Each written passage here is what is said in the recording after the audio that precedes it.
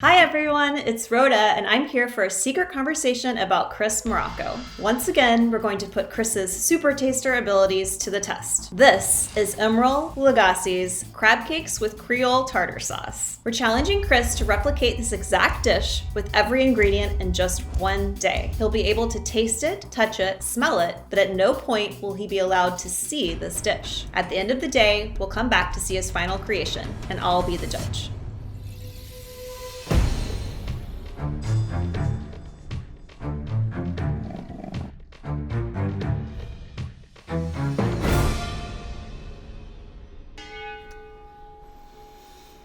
Happened.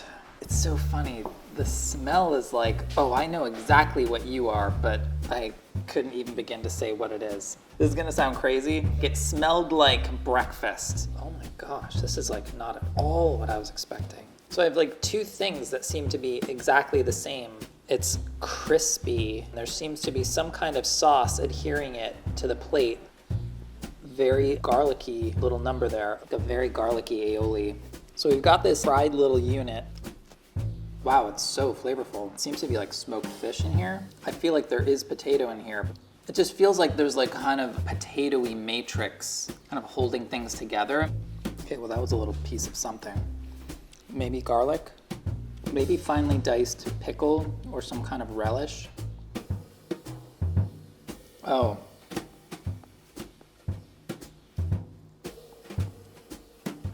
That's not smoked fish, that's crab. There is like kind of like a smokiness coming from some kind of element here though. It's not like a lot of heat. No, there is like some kind of smoky, maybe peppery element. I think I'm looking at crab cakes with aioli. There's something that's giving me green vegetal. I feel like there's gotta be something kind of binding this too. There's a slight gumminess, not bad or anything, but I mean, I think like there's something additional, maybe beyond potato, if it is potato.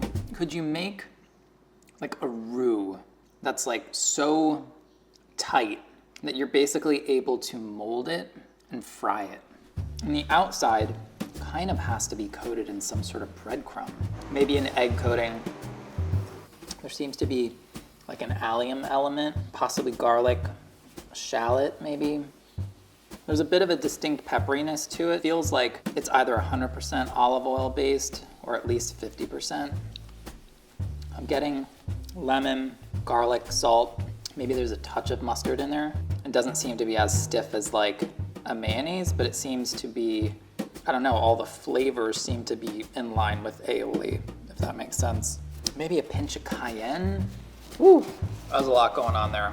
I don't know, there's something about like the green pepper, the fact that like I'm getting like a certain kind of like starchy, you know, kind of slurry roux kind of thing happening. It sort of feels like it's like a little bit of like, you know, the sort of like holy trinity of like garlic, green pepper, green chili, some kind of onion. I'm always wanting to say like like Emeril for anything that's like even like remotely in this world. Hey, do you remember when Emeril came to One World Trade? Bam. All right, get it out of here. Okay, we're here to make a shopping list. For the sauce, I'm thinking olive oil, lemon, garlic. Could it be an aioli that has a little sort of streak of a hot sauce in it? Mustard. I would err on the side of it being like an egg yolk bound emulsion. So we need some crab, green bell pepper. I mean, yet another recipe that may or may not have heavy cream in it. But let's say cream and milk. We're gonna need fine breadcrumb. Was there pickle relish in there? I'll put it down as a maybe.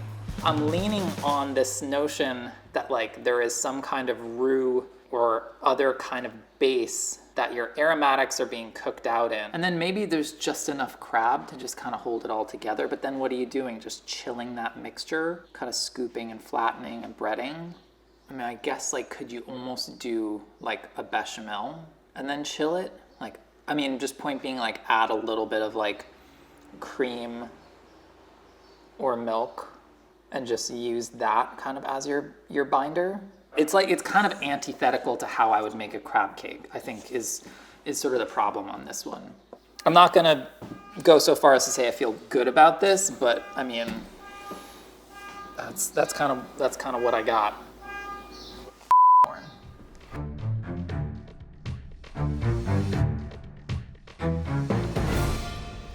My feeling is like, let's just do something and like focus on having a good time. We're gonna go with this roux option. Maybe we'll start with the aromatics with a lot of butter.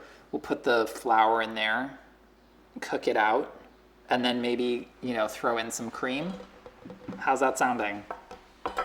So we're gonna start by cutting some stuff. Maybe I wasn't like being entirely clear about what I was talking about with the shallot thing. It felt like, you know, you were kind of getting like a squiggle of shallot that was in there. It still had a little bit of texture to it, you know? We'll do like a little like base all together. We'll clean the crab. It'll be great. Yeah, I'll go jalapeno over bell pepper any day. Everything you think you should do is moderated and modulated by what you yourself would do in the same situation. It's a hard thing to kind of get away from. There's no avoiding it any longer. We're gonna have to go to the stove and actually start making some bad decisions here. You know, it sort of like occurs to you as you like lob a small brick of butter into a skillet that like, you don't actually recall tasting butter, but you just kind of have to start somewhere and see how things behave and see how things react and hope that it informs better decisions later on. Maybe some black pepper here too, why not? And when these kind of feel like they've softened and developed enough flavor, I'm gonna have to throw some flour in there and cook it out. You don't want raw flour in there, but we can't take it too far. Is that a metal whisk on a nonstick skillet? Why, yes it is. Sometimes that's just how it goes. Between the butter and the heavy cream, the flour is having a hard time holding that fat in suspension. There's just not enough like water content. Maybe I'll throw a splash of milk in here too. Okay, we now have a hot mixture that we want to get cold. You can like sit around waiting for it to get cold in the freezer, or you can like speed that right along. And then the crab can just go right in there. And then we're just gonna kind of try to mold one of these things. I'm just gonna take some of this crab, still like too much fat, but like we're gonna be able to coat that. We're gonna do like our 3-part dredge. The texture of the crab cake that I tried was sturdy. It did not feel like the mixture itself was like, you know, stiff by any means. The inside was, you know, a little bit more tender, a little bit more supple. I think the sturdiness was born of the robustness of the coating, what I assume to be flouring and breadcrumbing of it. It's not holding together. I thought I might need to chill them, but it was holding together just fine. We're gonna try a shallow fry in this, okay? If there is potato in there, a piece of me may die today. Kind of looks like a weird little mutant donut, right? Let's try the crab cake while it's hot. You know what the sick thing is? It's really not bad. It's almost like not pasty enough. The jalapeno ended up adding more heat than I was expecting.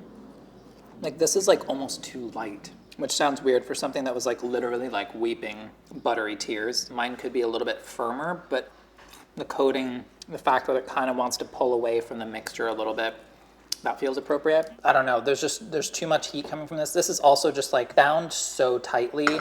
The butter needs to come down, if there even is butter in there. I mean, it could be oil, it could be something else, I don't know. Like, am I overthinking it? Is it as simple as like, oh, just like whack some mayonnaise and some flour, frankly, inside the crab cake? But yeah, back to the aioli, holy Hannah. Like, is this a world where like you're making your own aioli from scratch? I feel like I always choose wrong on these things, you know? Oh, you should have like made your own mayo. Let's just make something and see what happens. I don't know, I guess I have no choice but just to go with some of the flavors that I felt I was perceiving. I've got an egg yolk, I've got a pinch of salt, I've got some lemon juice, and just a little tip of a spoon of mustard. So I'm gonna start with olive oil and then see if I need to switch to neutral.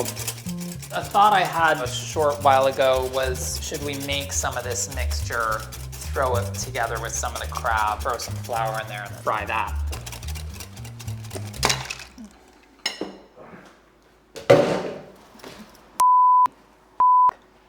Great. Well, I think the aioli broke. We got the food processor. I mean, like, really? Like, we're gonna use a food processor to make aioli? I mean, really? I just don't even think it works that well. How'd this one work out? Oh my God. Oh. All right, so we got the food processor. Overcoming adversity, overcoming failure. That's what this show is about. It needs the garlic. I guess let's mix a little bit with some hot sauce and see what happens. I mean, that's good. Is it correct though? I think in the interest of sanity, let's just make a new crab cake. Let's see what happens when the aromatics go in raw. Let's maybe fry it like a little bit lower temperature. Maybe they'll soften up just enough, you know? I'm not gonna go to bell pepper. I'm just gonna use less jalapeno. Couple tablespoons of aioli, enough for a couple of crab cakes. A little flour, why not? We don't really have time to cool it down today. This is holding it together just enough so that if I were to chill it molded into patty shape, I think we could probably get away with it. But is that what I'm actually gonna do? I don't know. Let's also do a pinch of salt, cracked pepper. Are we gonna get away with it?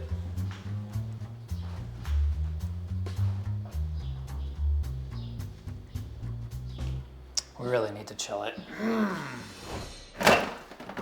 Whatever comes out of this freezer is going in there and then getting fried. Please hold together. In a perfect world, that would have chilled for like an hour. But this is definitely the point of the day in which everything just feels wrong, you know?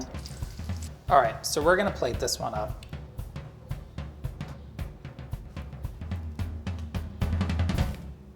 Why isn't anybody making any sounds? I mean, I was wearing a blindfold. What do you want, okay?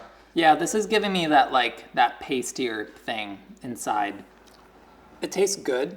Like it's giving me some structure that feels better to me. Feeling okay about the raw aromatics. In my first version, you know, the method was like highly unusual, but it had like a really particular kind of benefit. The mixture was robust enough that it could be dredged and fried right away. We kind of got to, at the end of the day, like something of a similar place, but just like using such wildly different methods. I'd want to chill it further next time. And we barely got away with that. But sauce? I don't know. Something's going on with the sauce. I'm withholding further comments until I do the next tasting. Ingredients, I'm gonna be generous with myself and call this a 72. There could be like 8 other things lurking in here. Technique, maybe a 75. I mean, everybody seemed to be pushing real hard for the friggin' food processor, and for the record, I used it under duress. Appearance, 80. They're a little chunky, but like that's what it seemed to be. I mean, the taste, it's not quite there. There's some stuff that's off here. I'd say like, you know, like again, like maybe a 75. So that puts me at a 76 solid C average. That might even be a bit charitable. Cannot wait to try the original dish again. Let's do a better reveal. Sorry, I was like, that was real half-assed. Like, just like, you know, let's do like a real, okay, yeah, nice.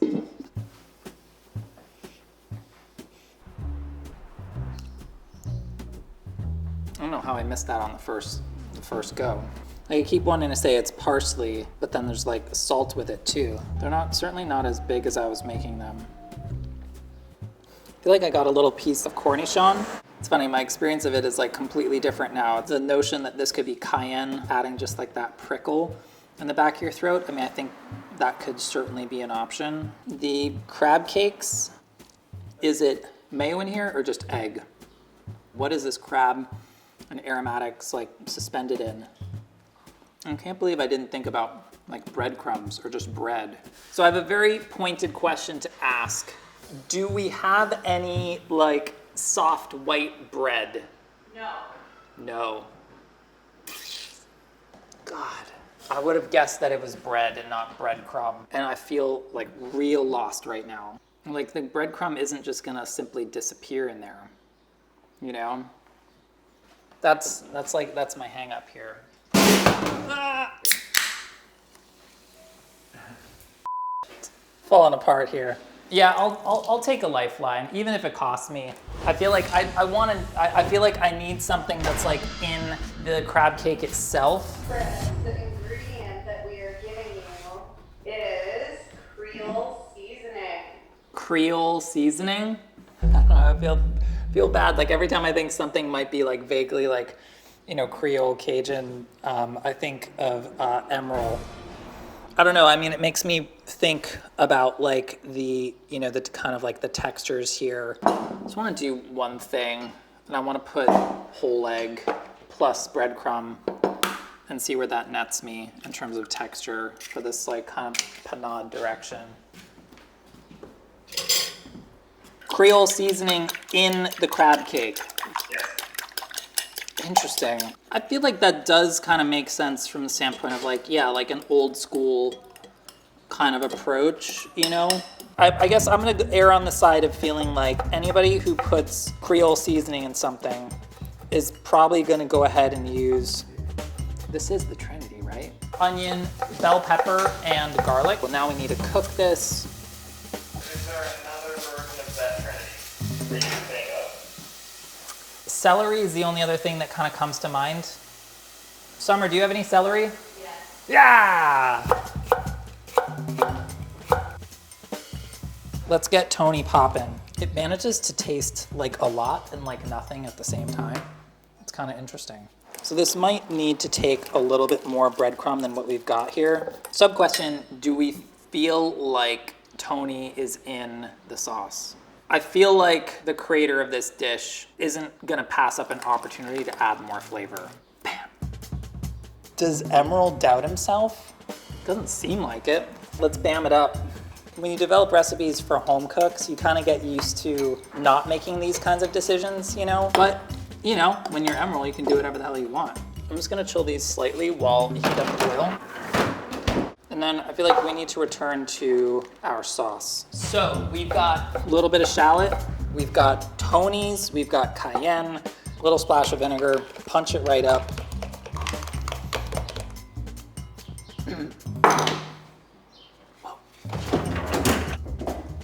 I'm frying in vegetable oil, aiming for like 350.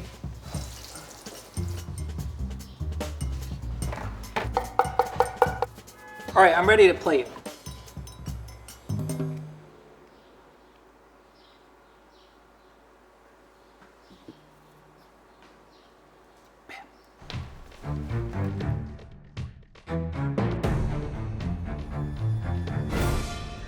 How'd your day go? Today was okay. Well, did they give you at least a cold seltzer? Because I know that always cheers you up. That kind of became a bit of an issue. So, what do you think you were trying to recreate, and who is the chef? I feel like we just kind of went all in on, like, this is like Emeril Lagasse, like sort of more is more kind of approach to crab cakes. I've got one word for you, Chris. Bam!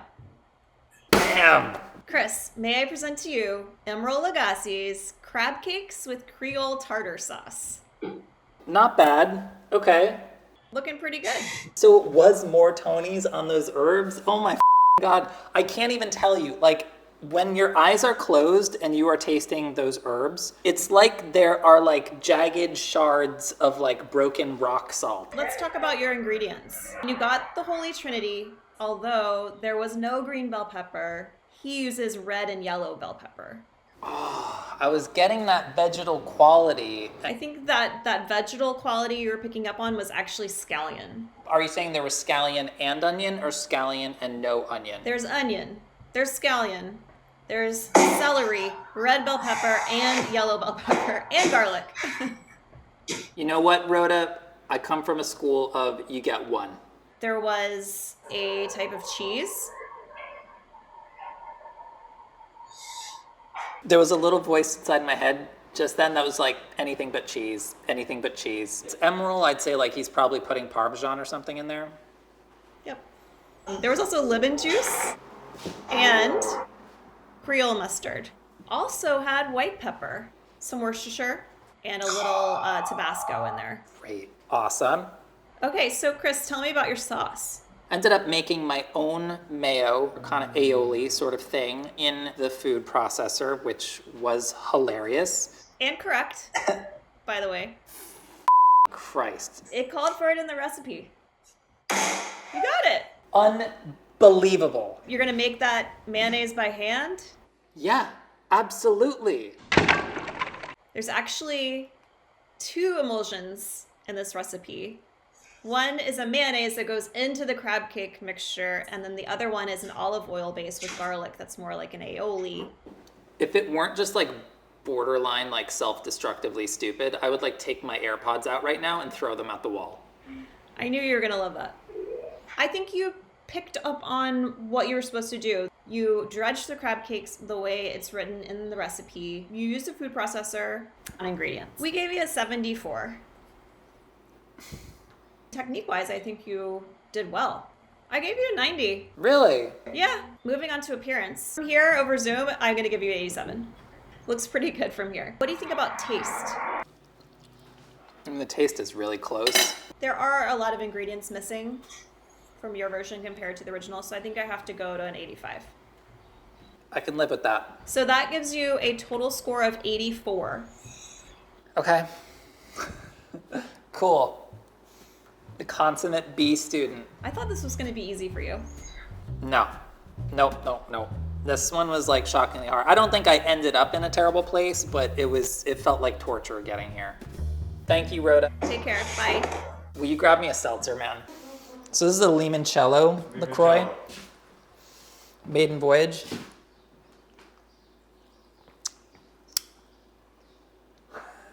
Really?